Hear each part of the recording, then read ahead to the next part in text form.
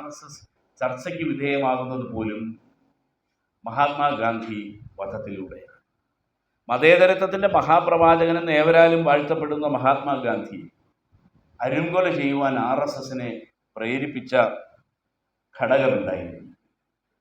RSSനെ പ്രേരിപ്പിച്ച ഘടകം ഇന്ത്യയെ ഹിന്ദു രാഷ്ട്രമാക്കുക എന്ന തങ്ങളുടെ പ്രഖ്യാപിതമായ രാഷ്ട്രീയ ലക്ഷ്യത്തിന് മതേതരത്വത്തിൻ്റെ പ്രവാചകനായി പ്രവർത്തിക്കുന്ന അഥവാ മതനിരപേക്ഷ മൂല്യങ്ങൾ ഉയർത്തിപ്പിടിക്കുന്ന ഇന്ത്യയെപ്പോലൊരു രാജ്യത്ത് എല്ലാവരും സമന്മാരായി ജനാധിപത്യ അവകാശങ്ങളോടും മതേതരത്വ അവകാശങ്ങളോടും കൂടി അധിവസിക്കണമെന്ന് ആഗ്രഹിക്കുന്ന ആ മഹാനായ മനുഷ്യൻ്റെ സാന്നിധ്യം തങ്ങളുടെ മുദ്രാവാക്യങ്ങൾക്ക് ലക്ഷ്യങ്ങൾക്ക് വിഘാതമാകുമെന്ന കാഴ്ചപ്പാട് ചിന്താഗതിയാണ് രാഷ്ട്രപിതാവിനെ പോലും അരുംകൊല ചെയ്യുവാൻ RSSനെ പ്രേരിപ്പിച്ചത്.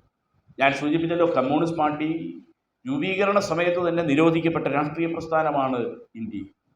വൈദേശിക വൈതാളിക ഭരണകൂടം അധികാരത്തിലിരിക്കുന്ന സമയത്ത് തന്നെ രാഷ്ട്രീയ പ്രവർത്തനത്തിൽ നിന്ന് നിരോധനം ഏർപ്പെടുത്തപ്പെട്ട രാഷ്ട്രീയ പ്രസ്ഥാനമാണ്.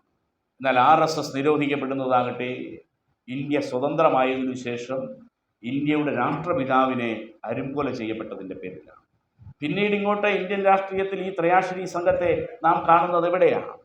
അഥവാ ഇന്ത്യയിലെ ജനാധിപത്യ വിശ്വാസികൾ അവരെക്കുറിച്ച് ചർച്ച ചെയ്തു തുടങ്ങിയത് എപ്പോഴാണ്? അത് ഈ രാജ്യത്ത് വിധ്വംസക പ്രവർത്തകർക്ക് സമാനമായ തരത്തിൽ അഥവാ ഈ രാജ്യത്തെ ഭിന്നിപ്പിക്കുക എന്ന ലക്ഷ്യത്തോടെ അവർ നടത്തിയ രാഷ്ട്രീയ ഇടപെടലുകളുടെ ഭാഗമായിട്ടാണ്. അതിൽ പ്രധാനപ്പെട്ട ഒന്ന് രാമജന്മഭൂമി എന്ന വിഷയമായിരുന്നു. രാമജന്മഭൂമി വിഷയം എന്താണ് എന്ന് ഞാൻ വിശദീകരിക്കേണ്ടതില്ല. നൂറ്റാണ്ടുകൾ പഴക്കമുള്ള ബാബറി മസ്ജിദ് എന്ന് പറയുന്ന മുസ്ലിം ദേവാലയം നിലകൊള്ളുന്നത് രാമൻ്റെ ജന്മഭൂമിയിലാണ് എന്നും അവിടെ രാമന് വേണ്ടി ക്ഷേത്രം നിർമ്മിക്കലാണ് തങ്ങളുടെ പ്രഖ്യാപിതമായ ലക്ഷ്യമെന്നും പ്രഖ്യാപിച്ചവർ രാജ്യവ്യാപകമായി രഥഘോഷയാത്രകളും കർസേവ യാത്രകളും സംഘടിപ്പിക്കുകയുണ്ടായി.